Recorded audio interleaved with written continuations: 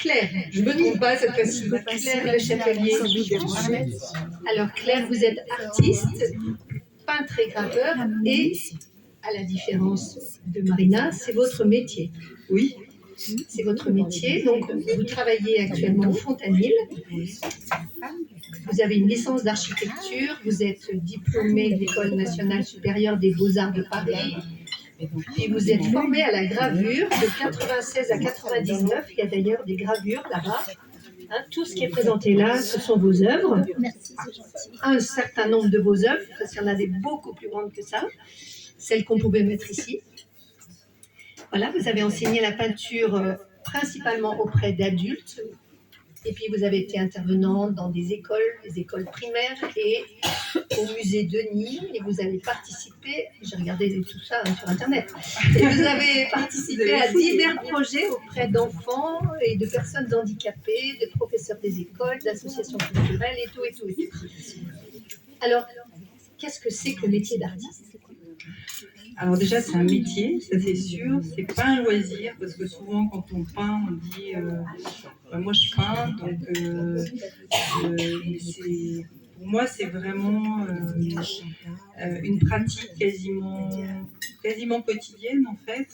Et puis pour le métier d'artiste, déjà il faut créer. Pour créer, il faut être formé, donc soit dans des écoles d'art, soit déjà avoir une prédisposition, ça c'est sûr. Et puis après, pas mal bosser, être inspiré par ce qu'on voit, par notre entourage, par tout ce qui nous émeut en fait. C'est un peu ça le truc, c'est être à l'affût, être curieux toujours et rester, pour moi l'artiste doit rester sincère. L'idée de suivre des modes, ça marche pas en fait, parce que si on peint pas avec ses tripes, en fait les gens le ressentent. Donc le but c'est quand même d'être au plus proche de son émotion et essayer de la retranscrire. Donc il y a cette facette là, déjà c'est la création, la pratique, et puis la dernière chose c'est quand même aussi savoir promouvoir son travail. Ça veut dire le communiquer, ça veut dire sortir ses toiles de son atelier et les montrer, donner à voir, partager, rencontrer, aller vers les autres artistes et aussi essayer de trouver des mécènes, ça c'est bien si on en trouve, des galeries et parfois même d'être aidé par un agent. Moi j'ai travaillé avec un agent pendant 12 ans, j'ai travaillé dans plusieurs galeries. C'est vrai que j'ai exposé un peu à l'étranger, en France. J'ai un parcours qui est à la fois...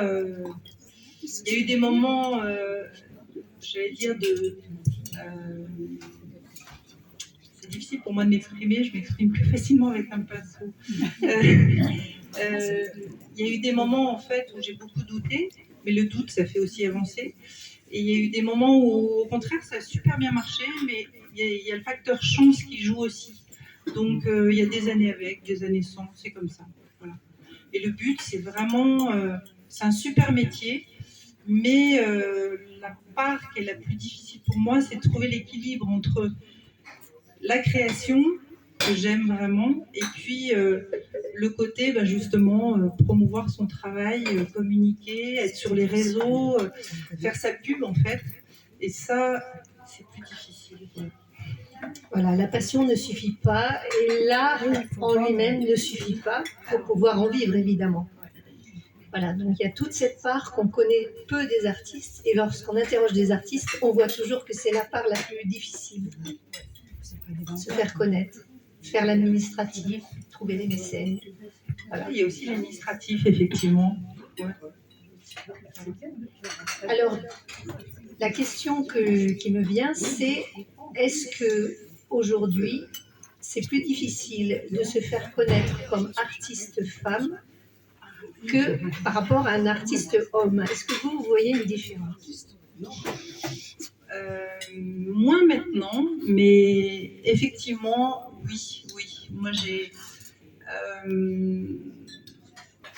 en fait, voulez des anecdotes? Oui, Ah, oui, d'accord. oui, oui, oui.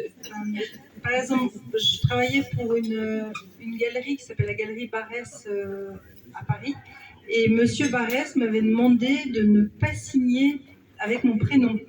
Parce que, en fait, je m'appelle donc Claire Châtelier, donc de juste mettre mon initiale C, parce qu'il vendait mieux si c'était un homme que si c'était une femme. Donc pour moi, ça m'a beaucoup énervée.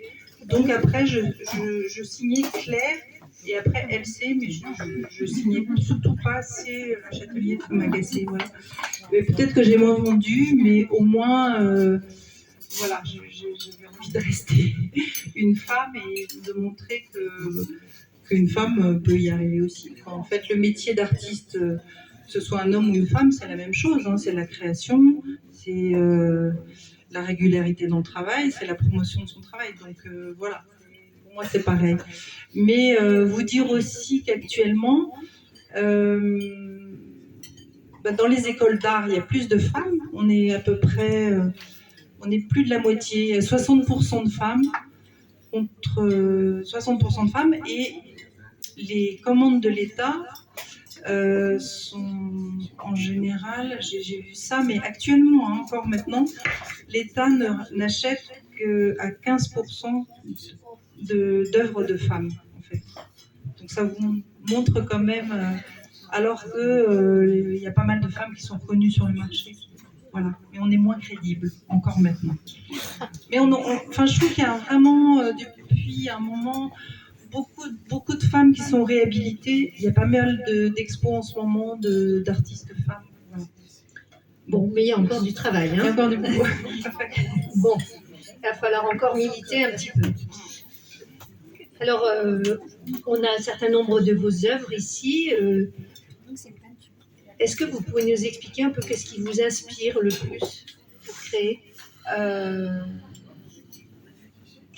Alors, en ce moment, en fait, comme je disais, il faut être curieux de tout. Quand on est artiste, ça veut dire qu'on emmagasine beaucoup de choses, beaucoup d'images, d'écrits, de rencontres. Et l'idée, c'est d'être ému par quelque chose. Là, en ce moment, moi, je travaille sur plutôt la pierre dans tous ses états. Donc là, j'ai pas apporté, mais en gravure, je travaille sur le thème de la pierre. Et la nature m'apporte vraiment, m'inspire en fait. Quand je me lève le matin, je regarde la météo. C'est important pour moi la lumière.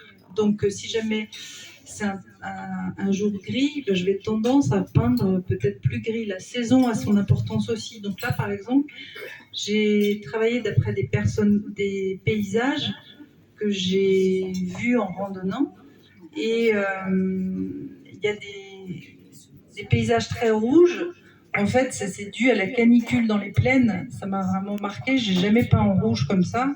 Mais la chaleur m'a fait ressortir ces toiles rouges, en fait. Et puis, il y a le côté plutôt hivernal. La dernière, je l'ai faite la semaine dernière. C'est une petite qui est à côté du bivouac, là-bas.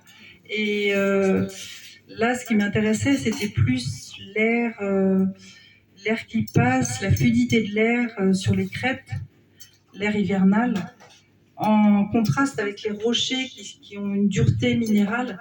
Et ce contraste m'intéressait. Donc ça, c'est l'aspect peinture. Et dans l'aspect gravure, c'est plus la germination, la graine.